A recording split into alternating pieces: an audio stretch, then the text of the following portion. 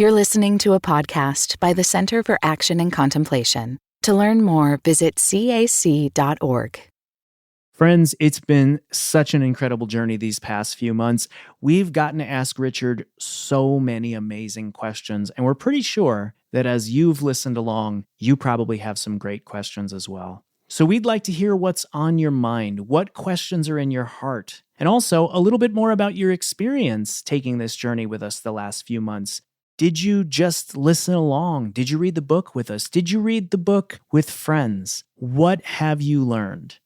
We're going to be recording a listener questions episode, and we would love to hear from you. Please send your questions and any experiences that you'd like to share with us to podcasts@cac.org. That's podcasts@cac.org by December 31st. Welcome back yet again, friends, to the Everything Belongs podcast with the one and only Father Richard Rohr. Each season, we've explored one of Richard's books. Each episode, we travel over to Richard's house to discuss a chapter with him, glean all the wisdom we can from him, and then we're joined by a guest who helps us live the teachings forward, to think about Richard's teachings in new ways by asking new questions that apply to a rapidly changing world.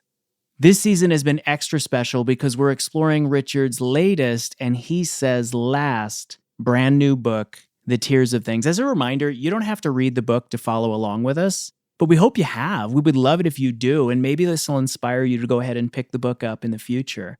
This episode, we come to the last chapter, chapter 10. It all comes down to love. And I got to tell you, I'm not quite ready to close the book yet. I've so enjoyed wading into the wisdom found in these pages. In our last chapter, It All Comes Down to Love, it's kind of all there in the title. Richard tells us that what the prophets are consistently trying to remind us is that if we're angry, it's because something we love is at stake. If we're sad, it's because something we love is at stake. Dialing into that love gives us the strength and the sustenance to show up, to speak truth to power, to look at ourselves with a loving yet critical lens so that we can grow, and also to expand the boundaries of who belongs until it includes everything and everyone. Richard writes, somehow the loving people I've met all across the world seem to know that if it's love at all, it has to be love for everybody. As soon as you even begin to parcel it out, you're not in the great field of love. The prophets want us to love God above all else and be loved by God above all other partners, which will and must lead to universal love. The kind that sets out to rescue those we'd much rather condemn. That's the prophets' hard-won conclusion, their tear-filled victory. Is there any other kind of winning? I'm so thrilled for you to join Paul and I in the Hermitage as we talk to Richard, and then after that, we sit down with our fellow co-hosts, Drew Jackson and Carmen Acevedo Butcher, to look back on our journey through these 10 chapters and share with each other what we've learned, the questions we're still wrestling with, and how we hope to grow into the reality of love that Richard invites us into. Without further ado, friends, let's head over to the Hermitage. I genuinely can't wait for you to hear these conversations.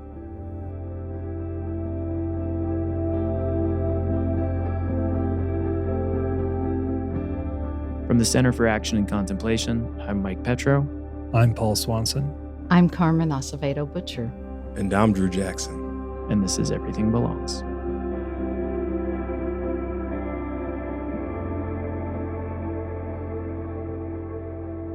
I can't believe we have come to the last chapter. I could cry. This has been such a good journey. And this chapter in particular, I feel like each chapter that goes by, I think this is my favorite chapter. This is one of my favorite pieces of your writing ever, Richard. Really? It really is. You're so supportive. I have a confession to make to both of you. Richard, you know, I love your writing and I love your teaching. I've always struggled with the notion completely that everything belongs. Oh. Yeah, which is hysterical because it's the name of our podcast. But I've prayed to God often, and I've asked you directly, if everything belongs, why does it have to hurt so bad? And I feel like in this chapter, And in the journey we've taken in the last few weeks, the last few months, and even the last few years as you've talked through writing the book with us, I think you finally gave me an answer I can live with. When you were talking to Oprah, the penny dropped for me. You were saying, as you've said many times, that there are two paths available to everyone, Everybody even before religious and spiritual wisdom. existed. And they are the path of great love and the path of great suffering. Years And ago, those were available to the Stone Age people. that's what first hooked me years ago to your teaching, was this Ah. idea of the path of great love and the great suffering. I think what you finally got me to realize in that conversation with Oprah and in this chapter is not just the primacy of great love and great suffering, but in my question, if everything belongs, why does it have to hurt so bad? I think I've finally come away with the answer that the only sane response to the reality of great suffering and all the anger and the sadness that comes with it is great love. Richard, this is my question for you as we come to the end. Is great love the only answer to great suffering? As long as you know that that great love doesn't come easily and isn't sentimental, it's walking the plank. It's love is a harsh and dreadful thing. Is that Dostoevsky or is it Tolstoy? Tolstoy, one of them said it. Love is a harsh and dreadful thing. You pay a big price.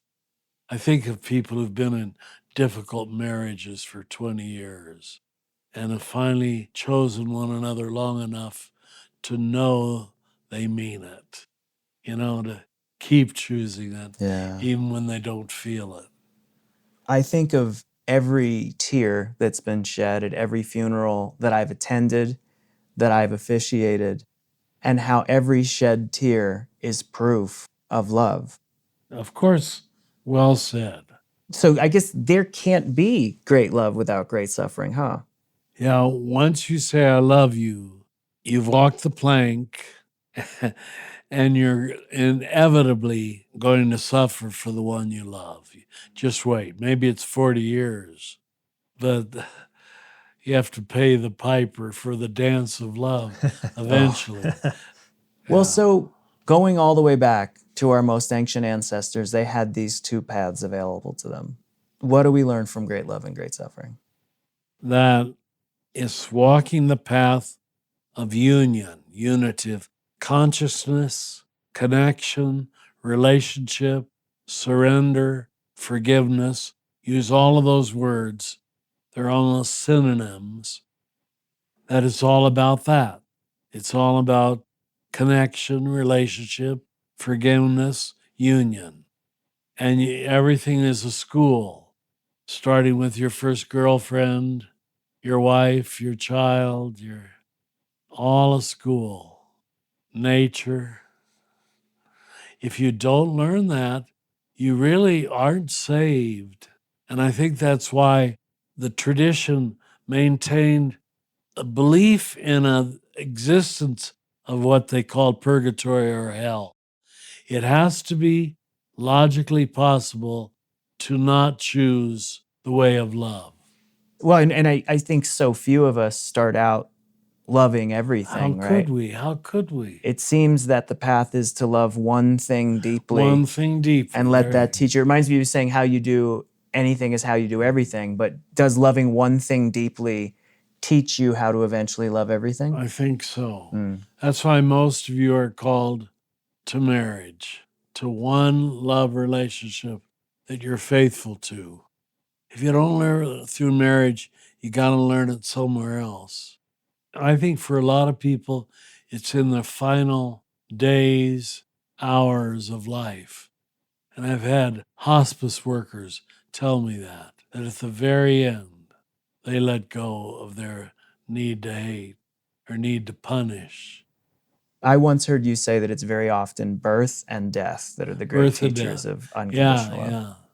Paul, you were at our much beloved teacher, Dr. Barbara Holmes, who passed away a few months ago. You were at her funeral. I wasn't able to get there. There was a story that I heard that in her last hours, she was saying, forgive everyone, everything. Yeah, it was a beautiful story. that one of her sons told about being at her bedside as she was kind of coming in and out of In and out, consciousness. yes. And one of the things that she relayed to her son with increasing almost like force and expression is forgive everyone for everything. And when he shared this at the funeral, he said it in increased insistence and volume in a way where your bones were like being rattled by how this had impacted him Forgive and how he had everyone, promised her he would share everything. this at her funeral. Wow. Forgive everyone for everything. It's beautiful. Really, really stunning to, That's universal love. yeah. Yeah. And And that's the goal. that's the goal. And as we stand with this as our goal, we can also look at our culture, our religious structures, where the lens is often one of reward and punishment, where this dichotomy is set up, this binary where universal love is actually bigger, beyond, underneath, beyond reward and punishment. Beyond winning and losing. Beyond winning and losing. Yes, that's right.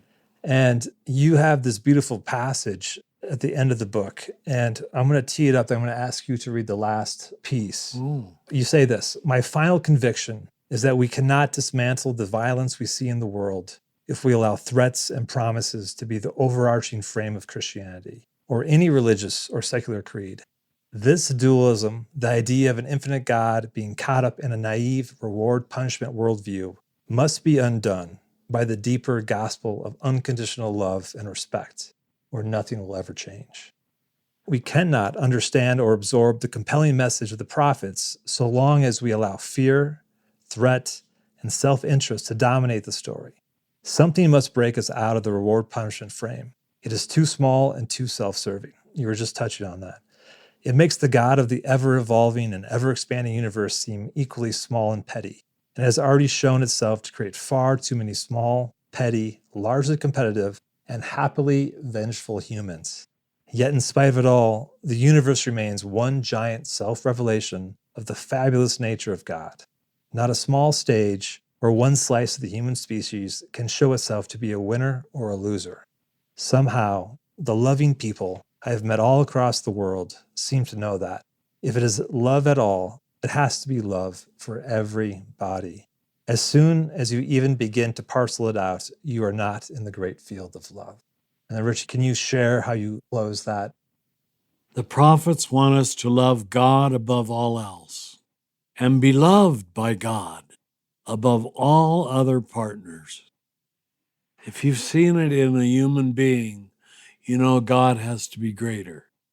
And all of us can think of one person, hopefully our mother or father or partner, be loved by God above all other partners, which will and must lead to universal love, the kind that sets out to rescue those we'd much rather condemn, if we'd be honest. That is the prophet's hard-won conclusion, their tear-filled victory. Is there any other kind of winning? It's a great I'm encapsulation. still learning how to live it. But Yeah. I'm glad I wrote it. And as we take all this building to this moment, I know your friend Kamala's Benedictine monk, Cyprian Consiglio, he speaks of the sequencing of the prophetic commission following theophany, or in other words, an experience of God comes before responding to God with, "Here I am, send me." So as the true taste of a God experience help us shift our motivations from a disconnected reward-punishment lens to a universal love embodiment that sets out to welcome those we'd rather condemn. You can only give away what you've been given. It's so simple. And the givenness is an allowing, a surrendering, because you know you're so damn unworthy of it. I used to say in one of my earlier books, grace is a punishment, believe it or not, because damn it, it's the one thing I can't prove I'm worthy of. So I stand empty, undeserving, unmeriting, and yet receiving. Every great love relationship has moments where it has the power to communicate that. Divine love. You're saved once you know that, once you receive it. And it's always a receiving, it's always a surrendering. It's never an achieving, like a loss of my identity in a new identity that is we instead of me. And that's the beginning of the ocean of mercy, the ocean of compassion.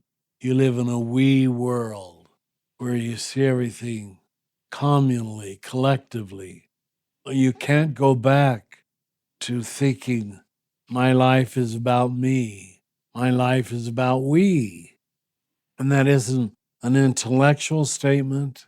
It's an experiential understanding.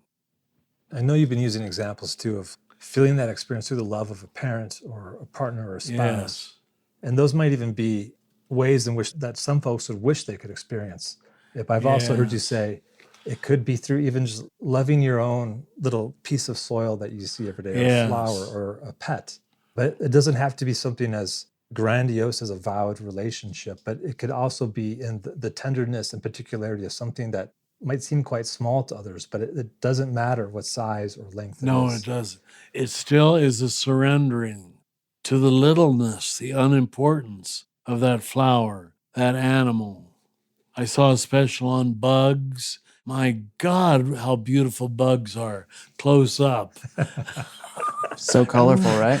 Oh my God, they're just glorious little things. Not all of them, but why did God bother to create beautiful bugs? Now, to allow yourself to rejoice in that and to find it hard to kill them, like Michael just did when he caught a wasp in my living room before we started recording, and he found a way to capture it inside a glass and put it outside. That was your today's act of unconditional love to something that could hurt us, and you still loved it. Thank you. A wasp. It's such a different way to love than so many of us I know. originally I started out know. with. And I think moving beyond reward, punishment, good, bad, doesn't mean that evil's not an issue, right? Recognizing that everything belongs doesn't mean it's all good or it's all easy. Because particularly if it's supposed to be all good and it's supposed to be all easy and it's not, which it so often isn't, then when things aren't as we think they're supposed to be, we look for someone to blame so often, right? I really love this passage you write. It's common for us to think of evil as an interruption of an otherwise smooth functioning order, how things should be. And I think the more privileged that we are, the More easier it privileged. is for us to think that way. That's right. That hardship is an interruption, usually caused by someone else, you say. But then you remind us, but evil and death are parts of the deal, mixed in with all life, part of the common domain shadowing all our best efforts and intentions. Death itself is an intrinsic part of existence. Idealists often cannot or will not see this, but prophets are not idealists. They are truth tellers and utter realists. Realists. I feel like that's a passage that should be read over and over and over again. Richard, when you tell us to stop being offended and confused that evil and suffering exist and grieve that reality and accept it and respond in love, you're not telling us to just lay down, throw our hands up in the air and be like, No. well, there's always going to be evil. How does accepting the reality of death and suffering leave us better equipped to respond to it? I don't know how the chemistry works. That's why I use the word alchemy in the middle of the book. But I know it's invariably people who have gotten a raw deal, who make the breakthrough. They are led to utter powerlessness, and the surrender somehow happens. You know, if you don't contact the divine power, and this is the only definition of the evil I can come close to, you align with power for its own sake. And you'll see in people who do evil this need to be against. It's Satan, the accuser, need to be bitterly oppositional to something, some idea, some group, some race. Now it's moved to the other gender. Keep your eye open for this energy of againstness. It's always the first steps into evil. Divine power is power of vitality, of graciousness, of forgiveness, of liberation.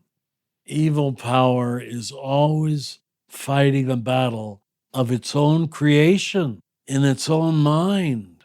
I've got to get rid of whoever you've decided you got to get rid of. Yeah. And it's your decision. Black people, gay people, poor people, smelly people. That's your problem, thinking they're not worthy of love. That's so helpful. I really appreciate that. Beware of againstness, because Beware of againstness. So I think in about any form. My favorite thing you say is that the only perfection available to us is our ability to love our own imperfection. To include imperfection in whatever perfection is. And I think a lot of people live the opposite of that. I think for a lot of people, the only perfection available to them is to ignore their imperfection and then to project it and attack it in someone else. And to think they can eliminate it from themselves and from the world. That's what I mean, what Jesus meant by purity codes. Yes. Looking for impurity, Wow. unworthiness, And letting the weeds attack it. Go ahead. And letting the weeds and wheat grow together. There you go. Yeah. Let the weeds and the wheat grow together. He made it so simple. I don't want to give you too much work, Richard, but would you mind flipping to page 144, I think? There's a sentence that starts with, "We need to stop being surprised." Okay, I don't know what I'm going to read, but I'll read it. Hit me. Since I wrote it, I guess. All right, here we go. We need to stop being surprised or shocked by reality and recognize that evil flourishes best when it is denied. Evil relies on being considered rational, necessary, and expedient by otherwise good people. Witness the ravages of communism and Nazism when everyday people could not see how their shadow side in completely different ways was causing them to demonize and kill millions of their fellow humans. You can't see what your group can't see. But once you out the demon, the real hidden problem, in any group or in any issue, it loses much of its potency. Thus, it should be no surprise when we identify evil with darkness, because it is darkness, a state in which we cannot see, and goodness as a form of delight, in which even our darkness is illuminated. Should you read just a little more? This leaves us with a world of contradictions, if we look at it honestly. You can attack your chosen enemy and appear saintly and heroic, all while holding on to the same us versus them assumptions that got us into trouble to begin with. Love, however, is willing to accept and forgive a tragic sense of life, the tears of things. It does not allow a desire for the perfect to become the enemy and the obstacle to simple goodness. I mean, you kind of said it all right there, but what more would you share with us about letting love guide us into accepting imperfection as opposed to denying it, or worse, attacking it in other people? Psychologically speaking, you've got to get the insight of what we call the ego, that part of you that doesn't care. It just wants to be right. You have to catch yourself living out of that space and recognize the ego self knows nothing about love. It sees love as an enemy, but you have to see it in yourself, not in other people. That's conversion. That's transformation. That's why psychological language has been very helpful. Jungian language, as you know, Michael, has been very helpful to help us clarify that. Yes, there it is. At the end of Jung's memoir, in a chapter I think called Final Thoughts, he says, in all the teaching and writing I've done, there's one mystery that's always been too big for me to tackle. And there's this passage, and people refer to it as his hymn to love. And he expounds on how big and how beautiful love is. And he says, when I come to this, like Job, I put my hand over my mouth and say nothing because it's too big. There you go. I think that's how I feel sometimes thinking about things like this. It all comes down to love, and love is it's the biggest thing there is. Always bigger than the words we have for it, and the words we have for it are always too small when we see it in action around us. Yes, the limitations of words in the face of great love, especially as we think about how we understand and relate to this God of love. Because we often see our own selves in our image of God, whether it's a retributive God or one of great love. God must just smile. A wry smile. Go ahead. No, that's great. But this is all pointing to, as we grow in our own consciousness, also our image of God also changes. That's that right. we have to grow up as our image of God also grows up, and vice versa. That's right. I always tell, I don't know if this is helpful or not to my kids, but I'm like, my image of God, if it doesn't shatter every few years, I feel like I'm not expanding enough, because God is always beyond what I can imagine God to be. And you become the God you worship. Yes. You become the God you worship. So be careful who your God is.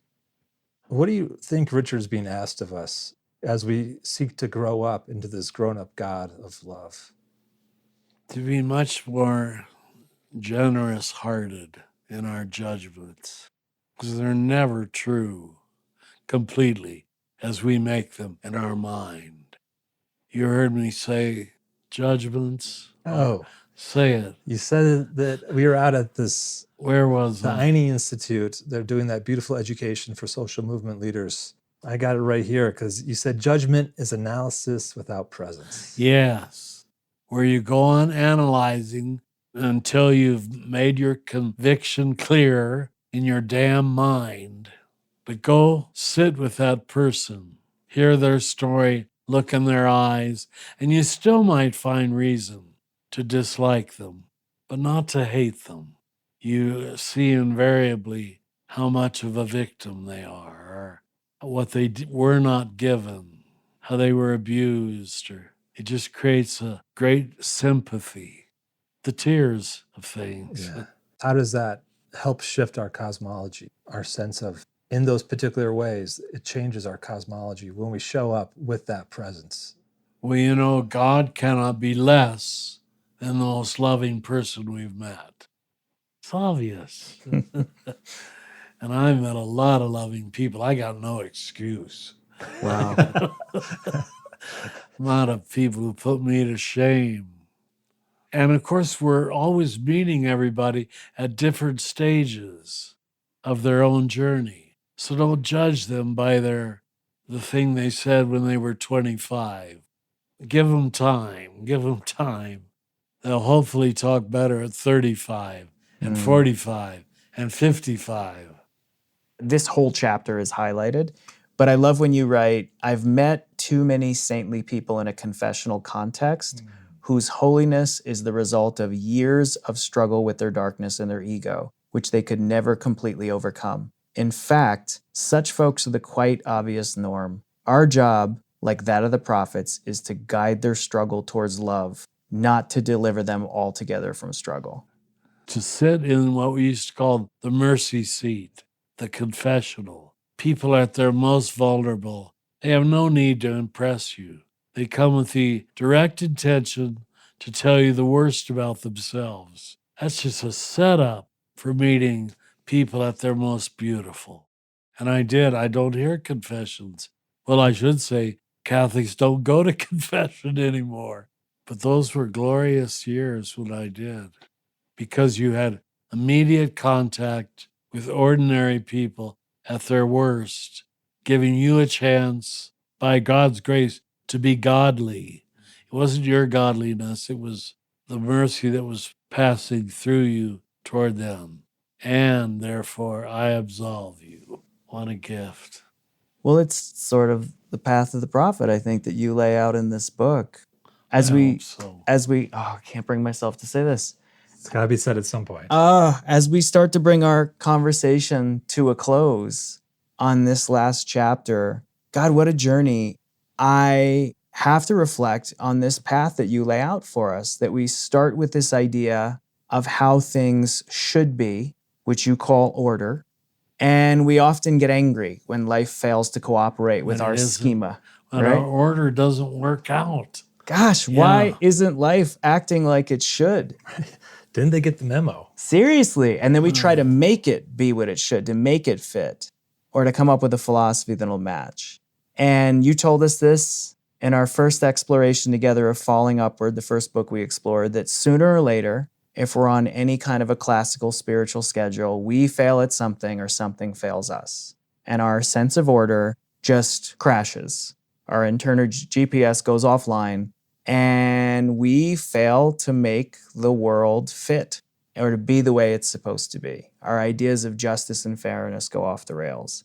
And if we're honest and we stay with how things really are, and we face the reality of great suffering, we drop into great grief, and we encounter the tears of things and this holy disorder. And somehow, that grief, I think you're telling us, can lead us to a solidarity with all human beings in their suffering. It really can. It's the normal path of enlightened people. And you feel the embodiment in that, rather than a head exercise of even what we teach, letting go of thoughts and letting go of mind. And that's all true, but this is much more gutsy. Oof. In The Universal Christ, you wrote a sentence that I was reminded of recently. The point of the Christian life is not to distinguish oneself from the ungodly, but to stand in radical solidarity with everyone and everything else. This is the full, final, and intended effect of the incarnation, symbolized by its finality in the cross, which is God's great act of solidarity instead of judgment. That's a good sentence. That's the heart of it. That's what I think you're getting to, the solidarity instead of judgment. If we stay with the tears of things, right, it leads us Thank you. through great suffering to great love. You're a good reader, Michael. Thank you. Well, I love this because for me, it takes me from how things should be to how things really are, and it leaves me at how things could be. It reminds me that great love is the only sane response to the tears of things. Yeah. Richard, where does this leave us in action? What does it look like to act this out in the world? This movement from order to disorder to reorder, this movement from anger to sadness to love. What does it look like to roll up our sleeves and live this? I'm preaching to myself, whatever I say here. It won't lead you to reading more books or attending more classes or going on more retreats. Now, don't hear that as an absolute either. A few retreats are probably real good, but it will be solved. The problem will be resolved outside the mind, in relationality, in service, in compassion, in caring. It has to be resolved outside the mind. The mind is still my order. You're still trapped in order there. The suffering things includes disorder. She's still an imperfect woman, person, but I choose to let her give herself to me and me to give myself to her or him. What is the line you cross that allows you to do that? I still don't know. But you meet people who have crossed that line, who stop weighing, measuring, and counting. I love that. Reminds me of what you say about how we need people who are wholesome, educated on the issues, both insiders and outsiders, the loyal opposition who know how to be loving and respectful towards all sides. We need folks who are on the loving but critical edge of any developing in-group, truth seekers who've dealt with their own wounds. Wounded healers are what we need. There's Wounded no other wounders. kind. If you're a healer, you've licked your wounds, your own wounds. Thank you for forcing me to say these things. Thank you for your willingness to say these things. Thank and you, for Paul. the invitation, the impetus for us to seek how do we stand in solidarity with the suffering of the world from a place of great love, from this path of the tears of things. And Richard, as a way to close this out, would you be willing to offer a final blessing, not just for those of us in this room, but those who will hear this on the day it comes out, those who will hear it years from now as they discover it down the road, who are seeking to live in the challenges of what it means to go through the heartache of this prophetic path in small or large ways? You have blessed us with your gospel. We bathe in its freedom and light. We ask your forgiveness, for we have misused it to judge people and to exclude people. Bless everyone who reads this book or hears these words to be a blessing for the world as generously as they have been blessed.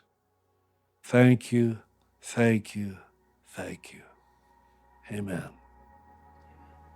So now, Richard, we just need you to write another book so we can keep this conversation Oh, going. That's God. right. We need something else to talk No about. more books, Rohr. All right. I kid. We got plenty more to Goodness talk gracious.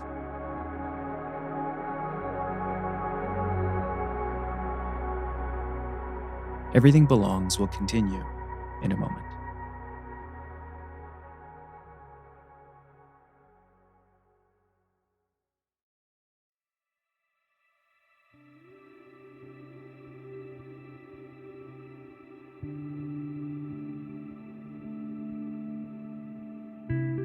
Welcome back, friends. Before we jump into our last conversation, I just want to take a moment to say thank you. These conversations have been so amazing, and you, each one of you, are the reason that we get to have them. We have genuinely felt your presence in the room with us each time we get together with Richard and with every single guest. So many amazing guests this season have helped us consider how, in this moment, an age of outrage, it still all comes down to love. Such a deep bow, so many thank yous to every single guest who's been with us. But I also have to tell you, I've learned so much from my fellow hosts, Paul Swanson, Carmen Acevedo Butcher, and Drew Jackson, from their questions, from their reflections, from the way I see them wrestle this wisdom into lived reality. So we thought for this last chapter, it would be so great to have one final closing conversation with all of us and with all of you. So we invite you to pull up a chair or a cushion and join us as we look back on all we've learned, all the questions we still have, and all the ways we hope to grow.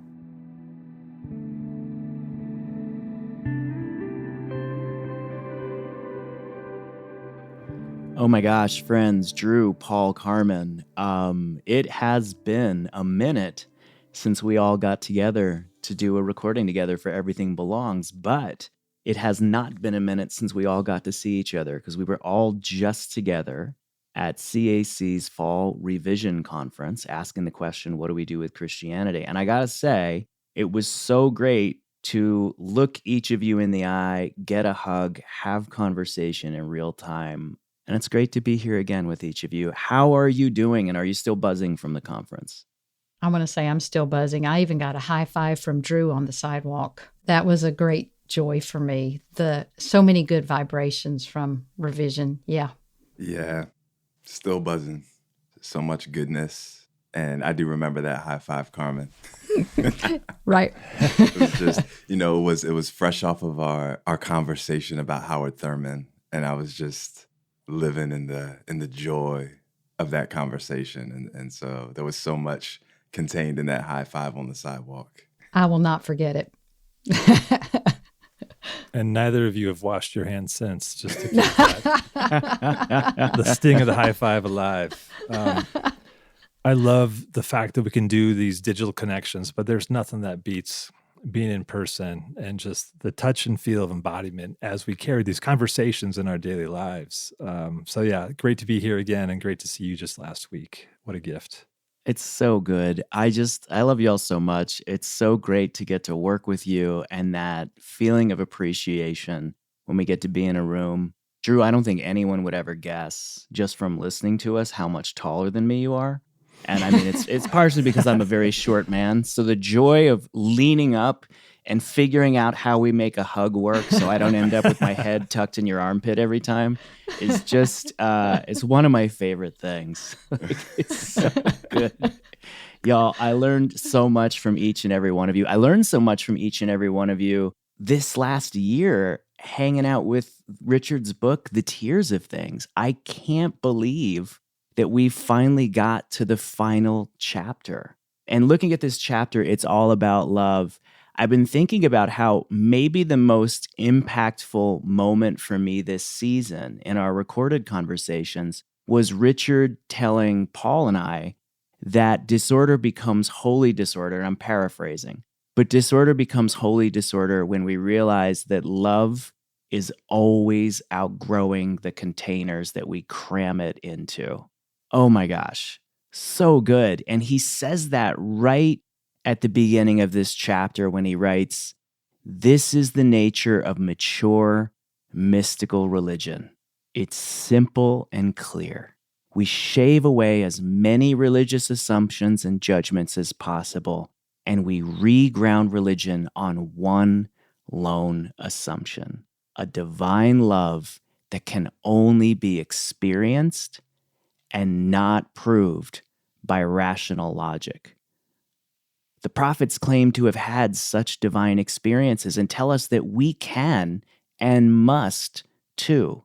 This is their one absolute foundation and their radical center on which the entire rest of their message is built. And it makes them unlike any other kind of teacher. Anything that gets in the way of this divine and absolute love must be shaved away. This is the purpose of the sacred criticism practiced by Amos, Jeremiah, and the other prophets we visited in this book. And I got to say, coming back from our What Do We Do with Christianity conference, I hear that echoed there too. It's just all about love. I'm going to be thinking about that for a long time, but I have to ask each of you, Drew, Paul, Carmen, what stood out for you about this chapter? That passage is underlined, highlighted, starred, and exclamation points in my book. I had the thought a few years ago of my image of God should constantly break down because it's not big enough. And I feel like that is love bursting through the containers of what I think God is. And I feel like Richard is able to distill that and communicate that in a way that I can receive and walk through and be like, oh, this image of God that I have is not quite big enough because of these experiences, because of what I've learned about the tradition, because of this conversation of somebody or myself in seasons of suffering. And it just keeps exploding that container into more grandiose love. And I feel like the pathway of tears is what breaks down that wall over and over and over again, where God just keeps becoming so much bigger for me and how I'm participating in that. And to me, this little nugget that you just read is one of the heartbeats of this chapter that keeps that blood pumping, that keeps me moving and excited about where's this boundary going to break next? How is God's love going to exceed my expectations yet again? And it'll probably look like something I wasn't expecting. That's beautiful. I love, Paul, that you highlight Mike's paragraph because it's one that I have absolutely returned to also. And I like the fact that you remind me that this will happen regularly. I know the reason in my experience that my understanding of God breaks down is because I've made it so elaborate. And one of the things, so rational and like a house of cards in some ways. I love in this chapter how Richard talks about Occam's razor. The better answer is almost always a simpler one. And then he says, prophets are those who simplify all questions of justice, reward, and punishment by a simple appeal to divine love. And so my understanding of God often is broken down, and a new and realer God appears simply when I return to love. So I like hearing that this is not just my experience. It's very helpful. Whenever I think about this chapter, I think about the simplicity of it, that you get to the end of this masterful book, you get to the simplicity of it all comes down to love. It's just love. On the surface, it's like, wow, that's so naive, Richard. It's just love. But we know that it's so profound. There's so much depth. Like, well, we talked a lot at Revision about living the questions. And to me, to live the question of love is the constant invitation of the prophets to stay with love. What does it mean to love in the face of my enemies? What does it mean to love in the face of constant injustice? What does it mean to love when I don't know where this will take me, right? It's that constant staying with the question of love. That is the invitation, and that's why it's not simple. There's no one answer to it, because that love is going to show up and it's going to look like something different in each and every encounter, in each circumstance, with every face that I encounter, with every neighbor, right? That's why I love this chapter so much, because it just keeps bringing me back to that. And I'm reminded of a short poem that I wrote, and Carmen will know this one because we talked about it before. It's a short poem called Growing Down. It simply says, know that growth more often looks like letting go than adding more, having all the extra stripped away until all that's left is love. The path toward love, the journey toward love, is a downward path, right? But it's a path where you just free fall into the love of God over and over again. I feel like this book, all the conversations we've had, and this journey we've all taken together for the last few months has just been an education in love. I know it's so easy to think of love as naive. I always like to say, love without wisdom gets murdered in the street, but wisdom without love dies old, cold, and alone, right? So we need to figure out how to put the two together. And I think the question that this whole journey has given me is to ask myself, to keep coming back to this idea. If I'm angry, it's because something I love is at stake. And if I'm sad and I'm grieving, it's because something I love is at stake. So when I'm angry or when I'm grieving, find the love inside of that and let it sustain me. And I've been thinking about that for months. But what's become more interesting lately, don't get me wrong, I'll spend the rest of my life chewing on that, is realizing that when I encounter other folks' anger and other folks' grief, even folks who are ideologically opposite of me, somewhere in there, something they love is at stake. And how can I let that question, even when I encounter people who are like ideological enemies, how can I let that question, what is it that person loves that is at stake, help me find compassion, even when I know it's necessary for me to offer criticism?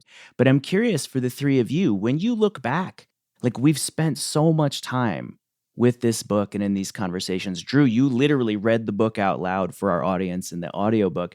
What has really emerged for you in this journey? Well, I will say for me, it's in the title that it's about tears, and it's what you, Mike, Paul, and Drew have all really talked about. I mean, love and tears are inseparable. And my favorite line from the book has become like a koan for me. It's from chapter 7, but fits really well with this last chapter. Felt reality is invariably, like you can't escape it. Felt reality is invariably wept reality. And wept reality assumed compassion and kindness, which is a lot like that line you just gave us about wisdom and love, which I love. I've never heard it before. One of my favorite theologians, Walter Brueggemann, said in the prophetic imagination, empires live by numbness. And so I actually really pray to be someone who is open to weeping and really loving my whole life. And I think Richard returns us to this truth and also to simplicity over and again. I remember one time, that magic of driving or walking your children to school. Paul, you and I have talked about this, and I know, Drew, you've talked about dropping kids off. And I remember once driving my daughter to school, And she asked me this really profound question, and I took a breath in to answer, because you want to be a conscientious parent, I mean, at some point in your life, you think maybe you're going to get an A for being a parent till you realize that's not the point. And I took a deep breath to answer her question. And she goes, no, Mom, I want the short answer. and like not the one you're going to give to your students at school. And then I realized my students at school don't want that answer either. And so there's that notion of how Richard always returns us to tears are part of the journey, and remaining simple of heart and really listening to others. And that's hard. I mean, for me, it is to really keep returning to being simplicity. I love that passage too that you read about felt reality is wept reality. Yeah. It makes me think of Bell Hooks in her book, All About Love, which if you haven't read All About Love, go read All About Love. Mm-hmm. It is phenomenal. She says, we cannot know love if we remain unable to surrender our attachment to power, if any feeling of vulnerability strikes terror in our hearts. I think about that often, the inextricable nature of love and vulnerability. When Richard talks about the weeping over reality, how deeply it's felt, that the prophets were those who just felt reality so deeply and wept over it, knew that something was at stake, something they loved was at stake. That's something that when I sit with it long enough, it actually does terrify me to think about moving through the world with that kind of openness, that kind of vulnerability. It is easier to numb myself to it. I just want to make it through my day. I just want to get to the next thing. I read those passages in the Gospels where Jesus will encounter somebody who's suffering, and it will say he was moved with compassion, right? Literally his bowels were moved, his insides were turning over with compassion. That's the kind of tenderness and vulnerability and being moved to tears by reality that the prophets are inviting the people into. That is, if there is a prophetic gift, that's part of it. It's that gift of tears that they hold in such a way where they can't just pass over reality without being deeply moved. And it's not just moved to then weep over it. It's moved outward in action to love it, to love the world that they care so desperately about. When I think about this book, that's the constant invitation that I feel like is there for me. Because, my tendency, like I'm a 9 on the Enneagram. I want to avoid discomfort at all costs, right? I want to disengage from it at all costs. I feel that the invitation for me is always to stay present to the pain of reality in such a way that I don't become numb to it, knowing that empires function on numbness, that they require it. And so resistance for me is to say, how do I stay present to the tears in a way that doesn't just allow me to skim on the surface of things?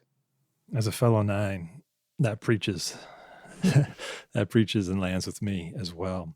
And it brings up something for me around, I was listening to this talk by this philosopher this past weekend, and he said something along the lines of like, we got to get over this idea that we shouldn't be needy. We're all in need. When we shame others for their neediness, that is actually a shameful act, because we are all in need of love. We're all in need of connection and community.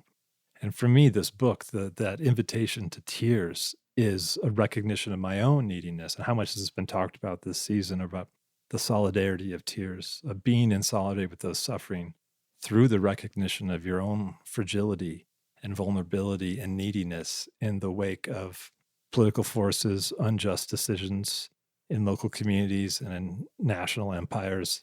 But to start from this place of mutual neediness. And that just brings me constantly to the short prayer of Lord have mercy, Lord have mercy, because just the need for mercy in my own neediness and my own tomfoolery helps me keep my heart open a little bit if I can just keep returning to my own vulnerability.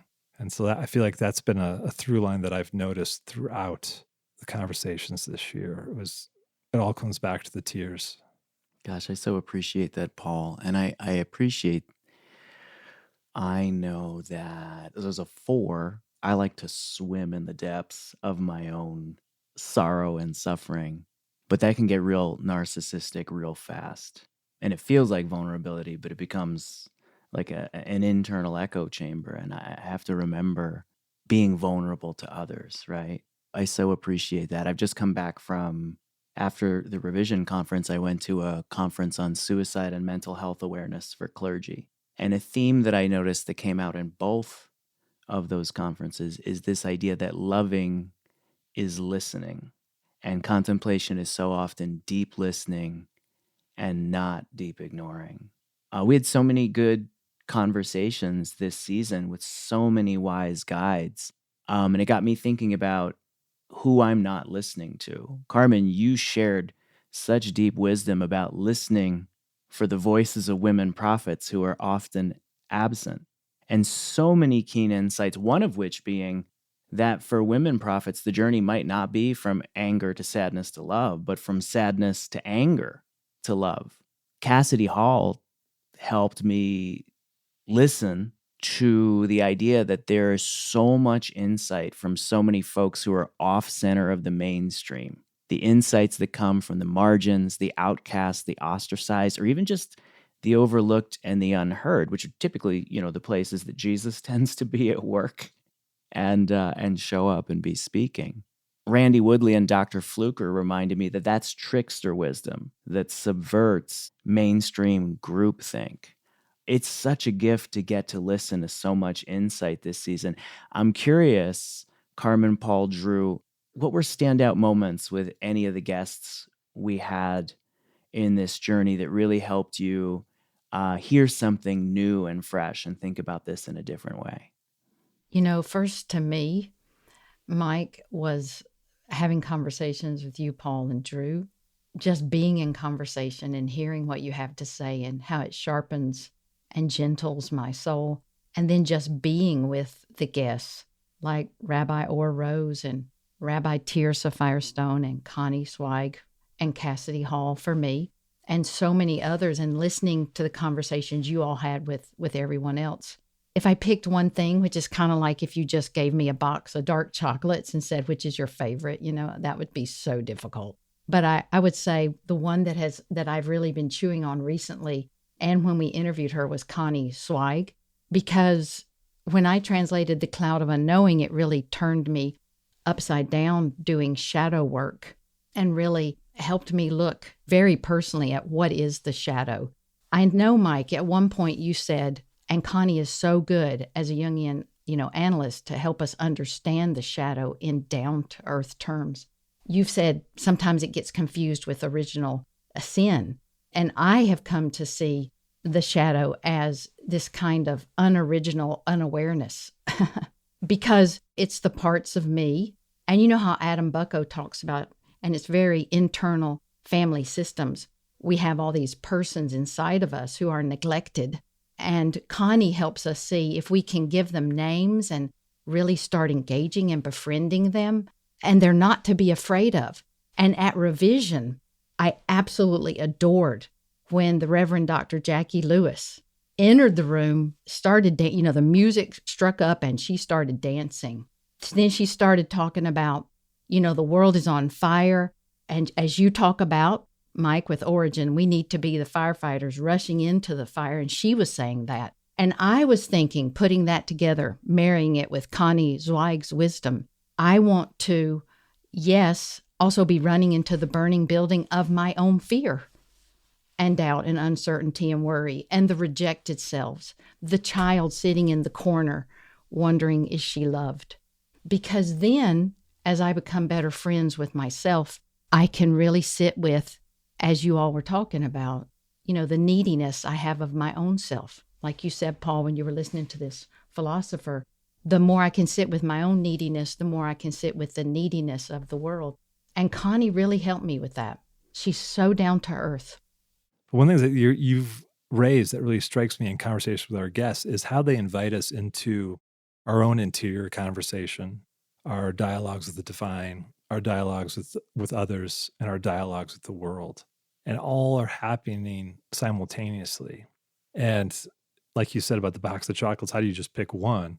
Yeah, which of my children is my favorite? It's the conversations I was a part of, I just delighted in them. And then listening back to the ones I wasn't a part of, it's like eavesdropping on goodness, like what a gift to have a cup to the door and hear these conversations. I will say this, typically it's Mike and I who do the conversations with Richard. And then when I stepped in that conversation with Father Greg Boyle and Father Richard, sitting between these two giants who have deeply impacted me and bringing the spirit, hopefully, of our conversations to how do these two often considered wizened figures hold their own neediness, hold their own anger, their own sadness, and their own love as they move through the communities that they touch. And to have these elders open the windows of their souls about how they've navigated that. I'm sure if you were to go back, listen to the unedited version of that, you would hear these long pauses of me just trying to catch up to what I was experiencing. And I think, to me, that happens on every single conversation we have on here.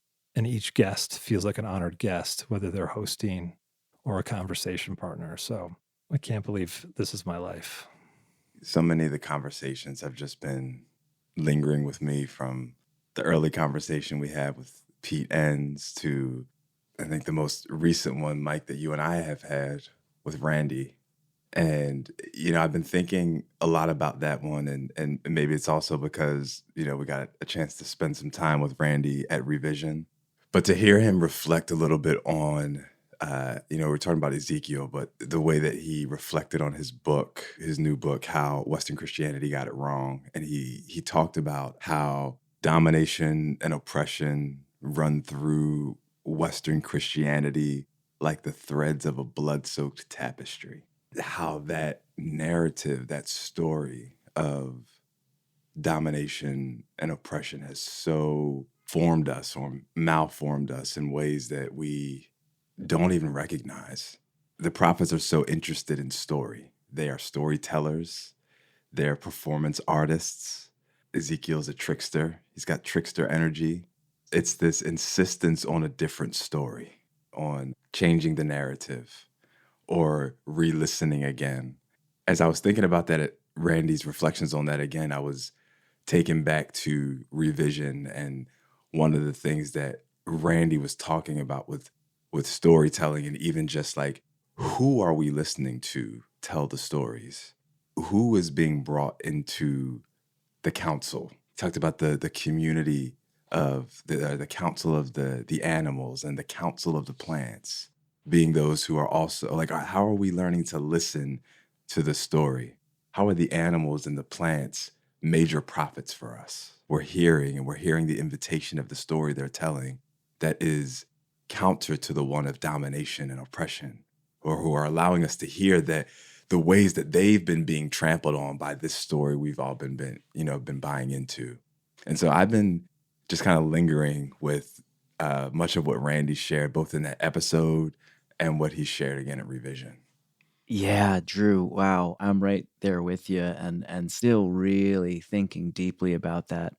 And it's one of the things I love about Randy's teaching is he's not one who shies away, as you've shared, from criticizing empire, from criticizing actions and intentions that cause harm.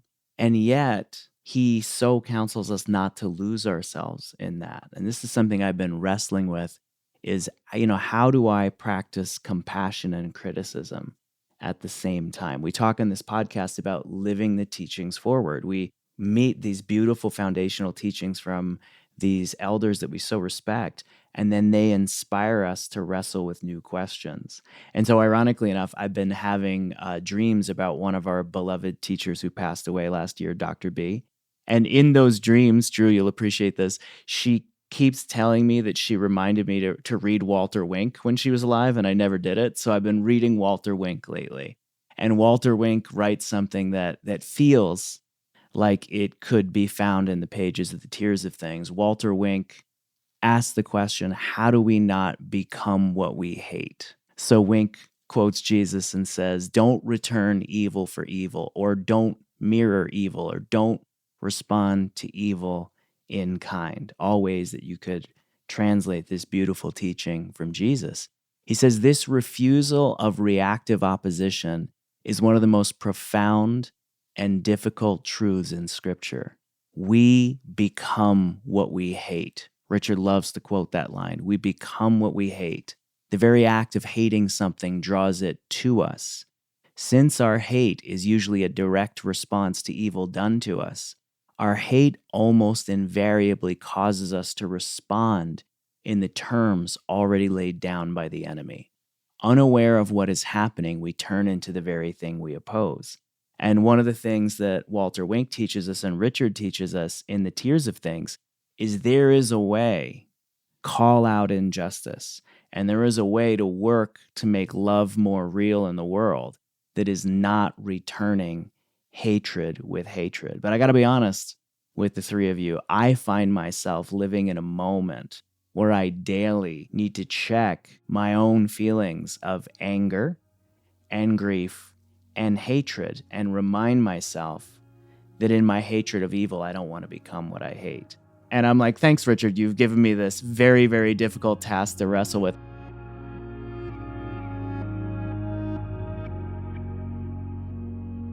I'm curious for the three of you, how are you living the teachings forward? Is there a challenge or a new question that you don't have the answer to yet that has emerged in your heart as you've taken this journey over the last few months? I want to say something to what you just shared in terms of, we become like what we hate. I've been thinking about that. It's one of those all-important questions for our time. But I've been thinking about another aspect to it where I've often heard it said, we become like what we worship.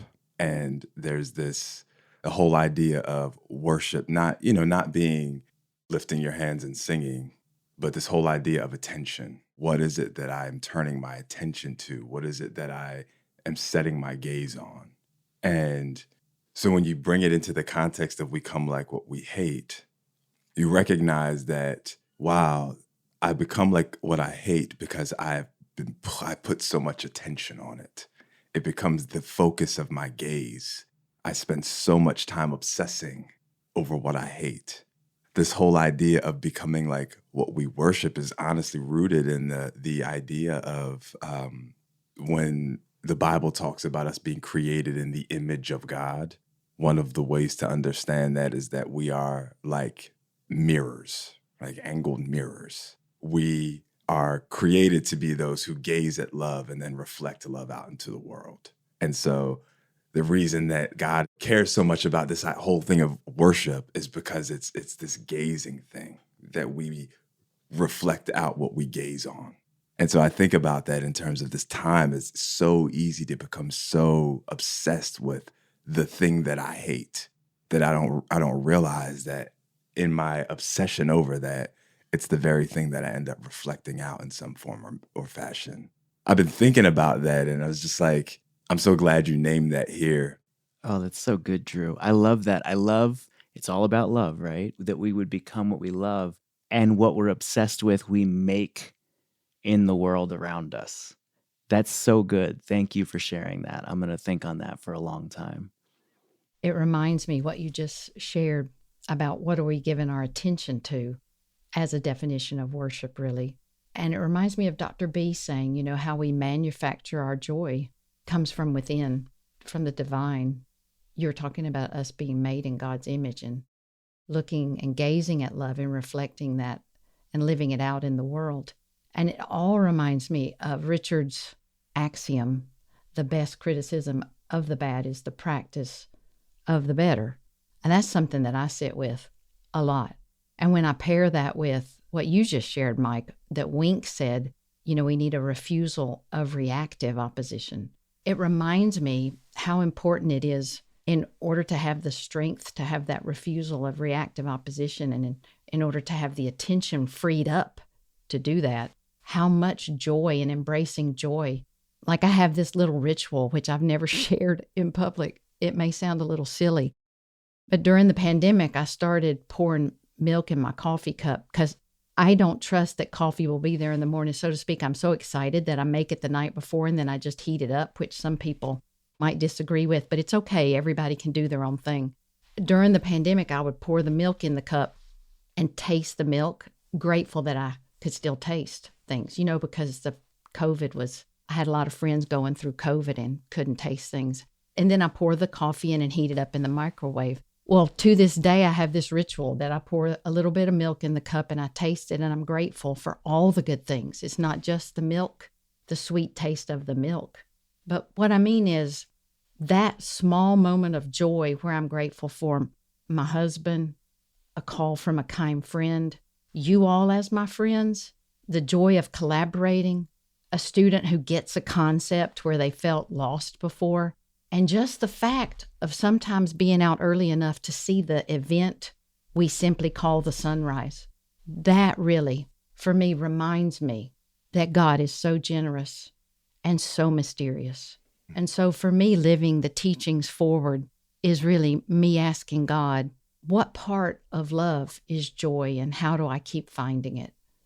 Thanks, Carmen. That settles in deep. One thing that you all have been saying is the word attention, what we pay attention to.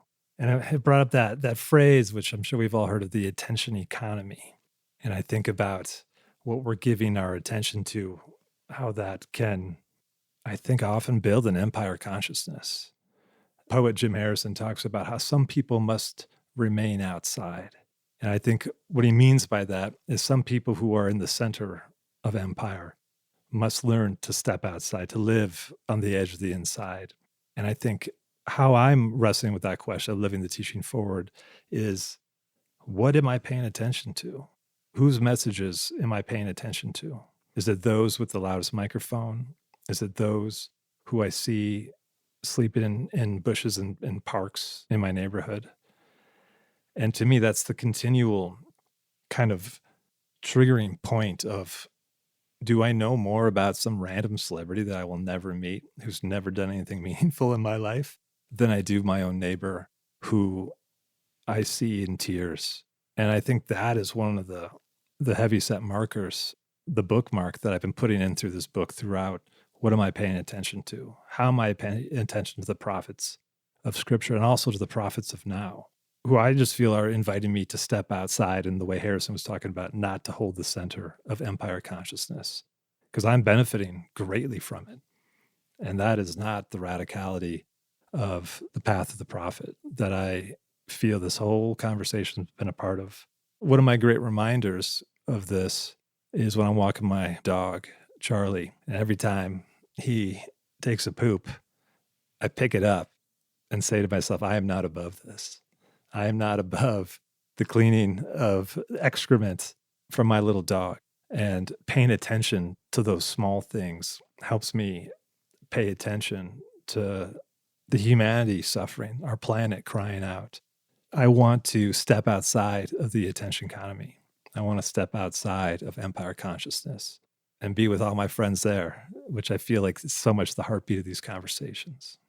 Paul, I so appreciate that. This idea of paying attention. I love that the word payment, right? Pay is in there. Because empire consciousness, dominant culture, call it what you will. Everything around us is demanding payment every moment of every day. I hope for everyone listening that this journey in this book has helped us do a lot of inner work in recognizing our anger and our sadness and our love and where our attention gets hooked, but also leading us to outer work, looking for ways that we can let that help us roll up our sleeves and make love more real in the world, even in a scary time for so many people, that we can figure out ways to create oases of agape, these sort of places of love that create the reality that Christ calls us to. I wonder, Drew, Paul, Carmen, as a final blessing or encouragement, what would you leave folks with or invite them into as they live the teachings of the tiers of things forward? I'll simply go back to the words of that short poem, but offer them this time as a blessing, as an invitation. Know that growth more often looks like letting go than adding more, having all the extra stripped away until all that's left is love. I've been using this book, Becoming Fire, through the year with the Desert Fathers and Mothers. There's a prayer that doesn't have an attribute to it, but to me, there's something about this conversation that rings true with this. I'm going to read this. If you seek after God with all your heart and all your strength, then the virtues of your soul and body will turn you into a mirror of the image of God within. You will be so merged in God and God merged in you that each will endlessly repose in the other. Such are the riches of the gifts of the Spirit, that such a disciple will be and be manifested as the very icon of divine blessedness, a very God by adoption, since God is the protector of their own perfection. And I feel like the path to prophet brings us into that mirroring of what breaks God's heart, breaks our heart. And as Mike says, how do we make love more real in the world with this sense of divine blessedness? I keep sitting with, as a prophet, what would I be for? And how can I put that energy in the world? That trickster energy we've been talking about. And for me, the blessing starts with, may you and I be kind to ourselves. And remember, we're all interconnected. When we feel we want to eviscerate ourselves because of a failure or a problem, may we turn to God's kindness within us and find it there. We always do. And then maybe go out into the world, to the post office, to students, at home with our family, with our friends on the phone, wherever we are, with each other, like here. And may we be kindness, because the world really needs kindness. Some words from Richard. He writes, "My final conviction is that we cannot dismantle the violence we see in the world if we allow threats and promises to be the overarching frame of Christianity or any religious or secular creed. This dualism, the idea of an infinite God being caught up in a naive reward-punishment worldview, must be undone by the deeper gospel of unconditional love and respect, or nothing will ever change.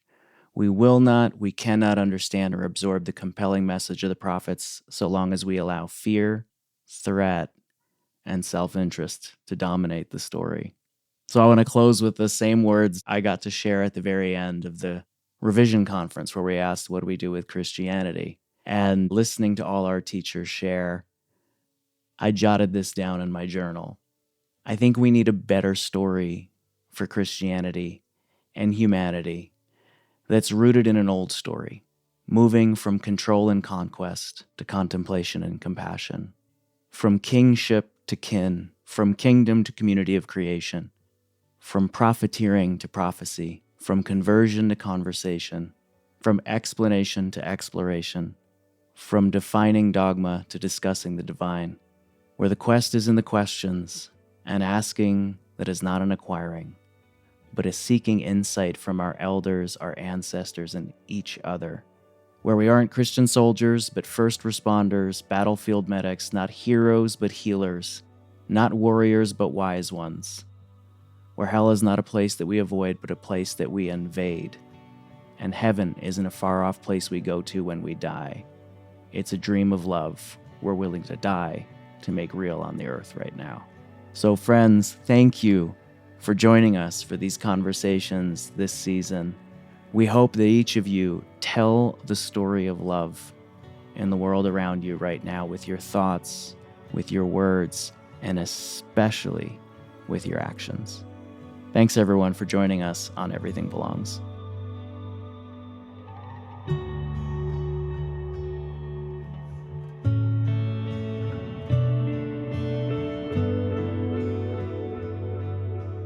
Thanks for listening to this podcast by the Center for Action and Contemplation, an educational nonprofit that introduces seekers to the contemplative Christian path of transformation. To learn more about our work, visit us at cac.org. Everything Belongs is made possible thanks to the generosity of our supporters and the shared work of Mike Petro, Paul Swanson, Drew Jackson, Carmen Acevedo Butcher, Jenna Kuiper, Izzy Spitz, Megan Hare, Sarah Palmer, Dorothy Abrams, Brandon Strange, Vanessa Yee, Cassidy Hall. And me, Corey Wayne. The music you hear is composed and provided by our friends Hammock. And we'd also like to thank Sound On Studios for all of their work in post-production. From the high desert of New Mexico, we wish you peace and every good.